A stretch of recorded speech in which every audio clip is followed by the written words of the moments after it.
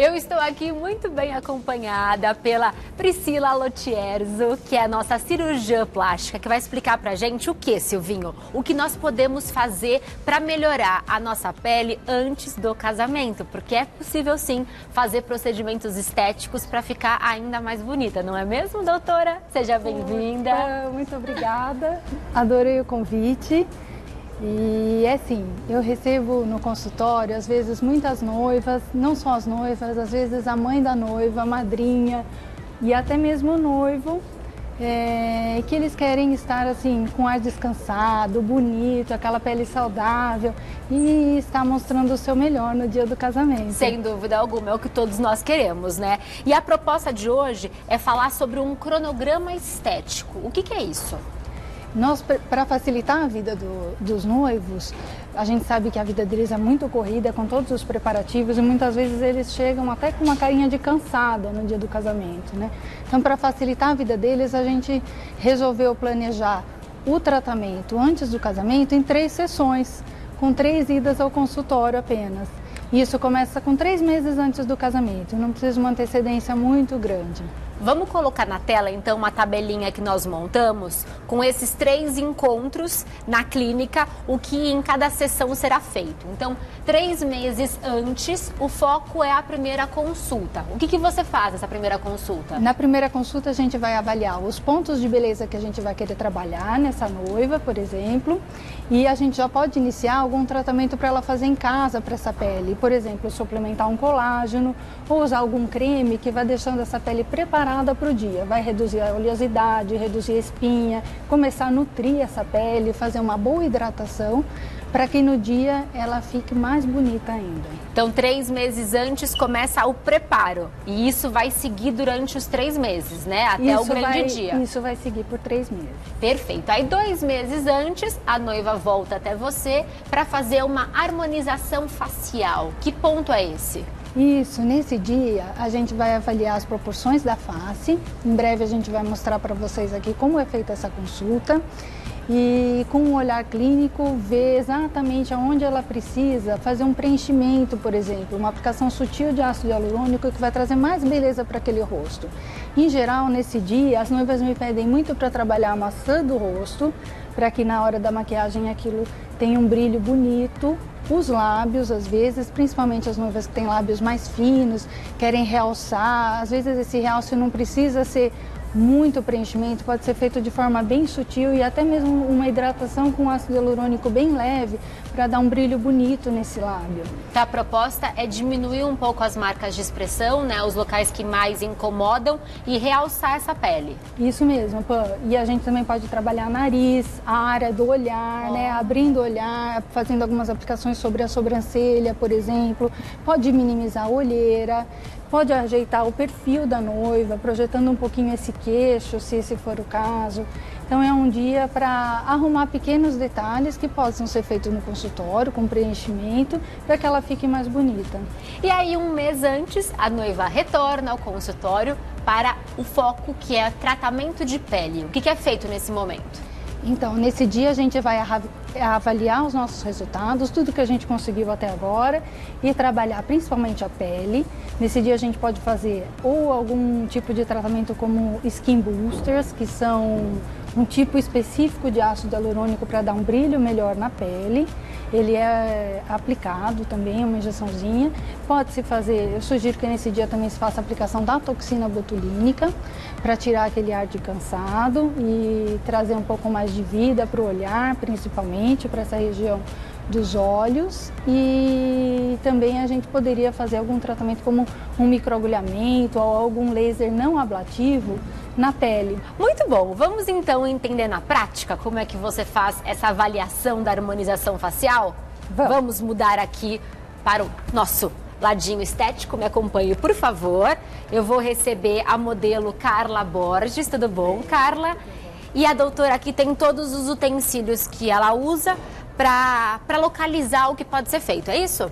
Isso mesmo, Pan. Na verdade a gente trouxe alguns lápis para mostrar para vocês como a gente faria com o preenchimento no consultório. Então, na verdade, eu queria contar para vocês que o nosso olhar, nosso olho, ele reconhece a beleza em uma fração de milissegundos, é uma coisa instantânea. Mas para nosso cérebro reconhecer essa beleza, na verdade ele está mirando alguns pontos chaves desse rosto. Então é isso que a gente vai fazer agora, a gente vai desconstruir a belezinha da Carla aqui, olhando alguns pontos chaves do rosto dela que poderiam ser trabalhados com ácido hialurônico, por exemplo, para trazer uma harmonia maior e mais beleza. Isso que você está dizendo é o que nós fazemos sem perceber, é isso? São os pontos que quando eu olho para alguém, eu primeiro enxergo. Isso mesmo, isso Olha. acontece desde os bebês, na verdade. Tem estudos que mostram que os bebês já conseguem reconhecer beleza e isso é uma coisa intuitiva dos nossos cérebros, né? Mas aqui no consultório a gente tem que desconstruir, trazer isso para uma forma matemática, para uma forma que traduz e ajudar a gente a entender melhor o que pode melhorar ainda mais. Quais são esses pontos? Então vamos lá, a gente vai começar analisando a proporção facial da Carla. Então a gente vai dividir o rosto dela em 3 terços. É o terço da testa, por exemplo, que vai da linha do cabelo até esse ponto entre as sobrancelhas. Aí o terço médio do rosto, que engloba essa região entre as sobrancelhas até logo abaixo do nariz, e depois o terço inferior, que vai até o queixo. Você fatiou então o rosto. Isso, então pensando nessas medidas, por exemplo, se a gente pegasse a Carla, a gente faria uma medida aqui dessa região da testa, aí a gente vem aqui na região do nariz e a região do queixinho. Quando a gente chega aqui no queixinho da Carla, vamos mudar assim para facilitar um pouquinho.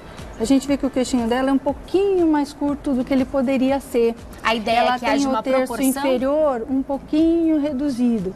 Isso provavelmente é da genética dela mesmo. Então é um ponto que a gente poderia trabalhar, alongar um pouco esse queixo. Então quando você mede, você busca uma proporção, é isso? A ideia é que haja uma harmonia.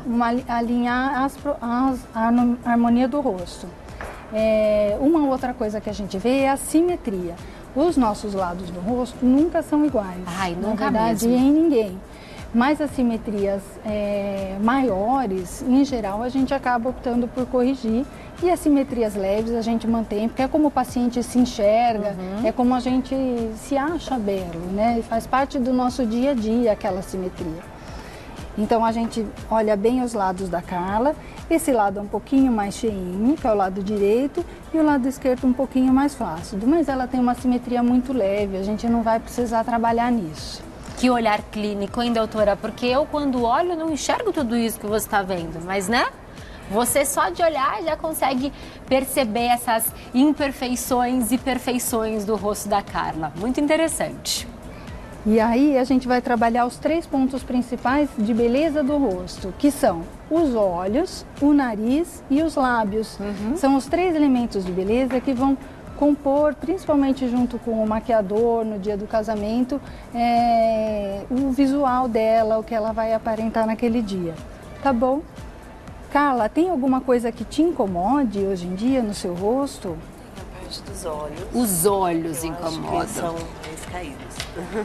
Olhos caidinhos. Eu não sei quem é que tem isso também, gente. Olhos caidinhos, vocês reconhecem algo aqui? Eu também sofro com olhos caidinhos. É algo comum no consultório, essa reclamação de um olhar mais caído, um olhar pequeno? É algo recorrente? É algo comum, principalmente até por conta da nossa vida estressada. Às vezes a gente acaba franzindo muito a testa, fechando os olhos.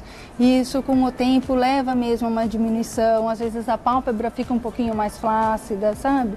Hoje em dia, muitos dos nossos tratamentos são voltados para abrir o olhar. Como que você consegue abrir esse olhar? Então, por exemplo, existem alguns pontos de aplicação que a gente poderia fazer na Carla para trazer esse resultado para ela. Um dos pontos que a gente poderia fazer seria uma aplicação logo aqui acima da sobrancelha. E essa aplicação é de ácido hialurônico? De ácido hialurônico. Que é um preenchedor, é isso? Um preenchedor. A gente vai trabalhar essa região da cauda da sobrancelha com preenchimento. É uma região que a gente chama de região temporal. E isso vai levar a uma elevação da cauda da sobrancelha, abrindo um pouquinho o olhar. Uma outra forma da gente conseguir isso é com a aplicação da toxina botulínica. Existem alguns pontos que a gente pode fazer na musculatura que fecha os olhinhos, que dá inclusive nossos pés de galinha, né? Dá um sorriso, Carla, pra gente ver. Pode ser bem forte. Então, a gente bloqueando alguns desses pontos, suavemente com a toxina botulínica, a gente também pode causar esse efeito de abrir o olhar.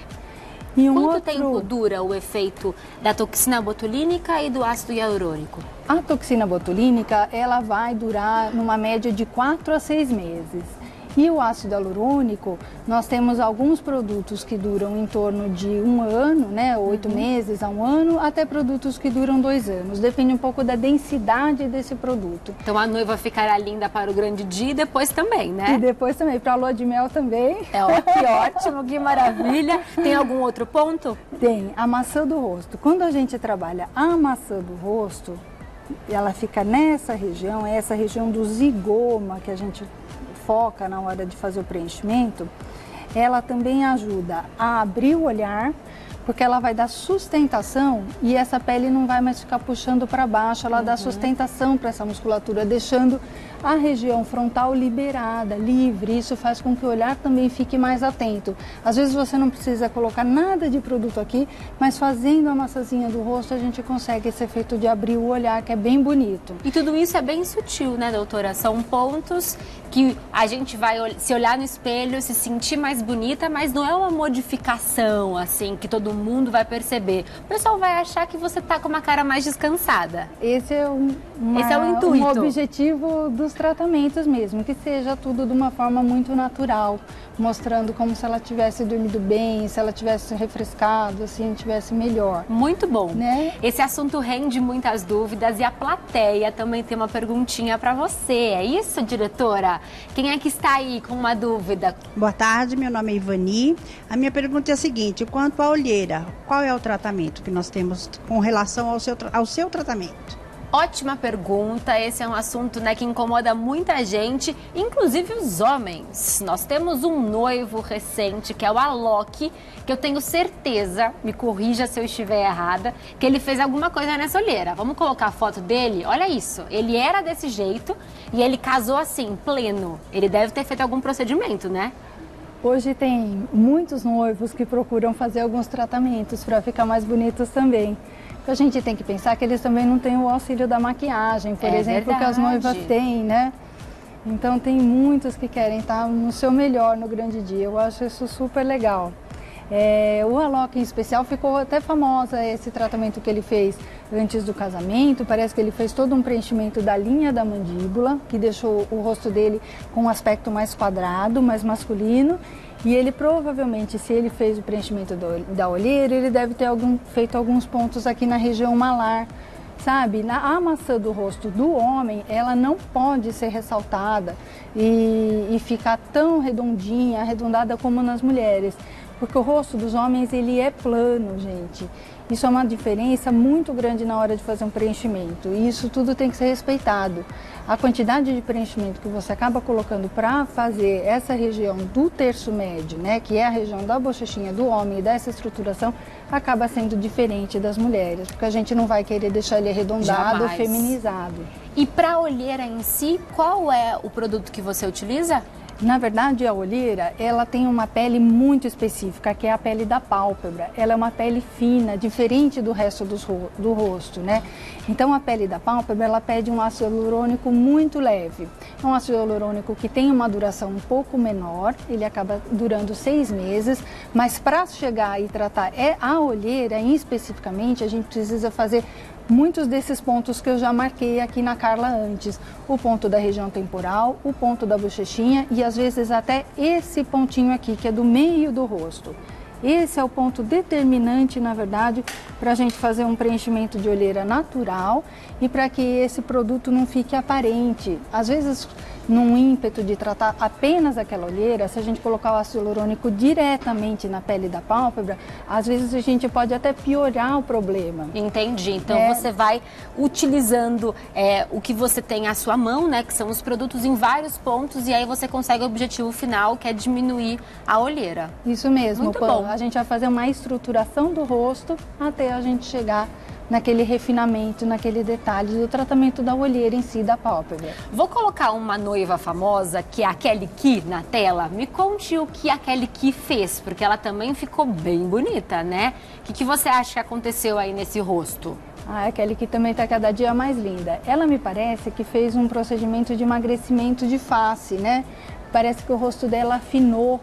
Isso muitas vezes se consegue com uma aplicação de toxina botulínica. Jura? E não do preenchimento. E a aplicação é feita onde? A aplicação é feita diretamente sobre o músculo masseter. Por exemplo, na Carla, seria nessa região aqui, na lateral do rosto. Nessa região a gente tem um músculo forte que faz parte da nossa mastigação, ele se chama masseter. E quando a gente deixa ele um pouquinho mais enfraquecido com a aplicação da toxina botulínica, isso tem um efeito lindo de afinamento do rosto. Na verdade, às vezes a gente transforma rostos redondos e quadrados em rostos ovais ou até em um rosto de diamante, alongado, que hoje em dia é uma coisa que as mulheres gostam muito, suaviza. Gostei. Eu não sabia desse truque não, doutora. Vou colocar na tela agora a Luísa Souza, que também fez algum procedimento estético. Acho que foi boca, não foi? Eu acho que ela também quis aumentar um pouquinho os lábios, né? Toda vez que a gente vai fazer um procedimento para aumentar os lábios, às vezes a gente precisa respeitar a anatomia da própria paciente, né? Então, se a paciente tem um lábio muito fininho, às vezes a gente não consegue dar todo o volume que a paciente gostaria, ou não é possível mesmo transformar ele num lábio muito grosso, né? Essa aplicação da Luísa Souza, na verdade, valorizou bastante, né? Achei que ela deve ter feito umas duas ampolas completamente. Duas seringas. O preenchimento é com ácido hialurônico também. O melhor preenchedor para lábio é o ácido hialurônico. E a aplicação é direta no lábio? A aplicação é direta no lábio. Mas, às vezes, quando a gente vai trabalhar o lábio, a gente precisa olhar o contorno ao redor do lábio. Porque, muitas vezes, o paciente tem aquele cantinho da boca caído, sabe? Sim. Às vezes, até paciente de mais idade já tem uma flacidez, começa a aparecer uma ruguinha aqui, que a gente chama, às vezes, de linha de marionete, né? Então, se você vai colocar esse produto só no lábio e deixa todas aquelas rugas em volta, a Carla é muito nova, ela não tem nada, e tem verdade, um bocão lindo, a Carla. E já tem uma boca linda, mas não fica legal.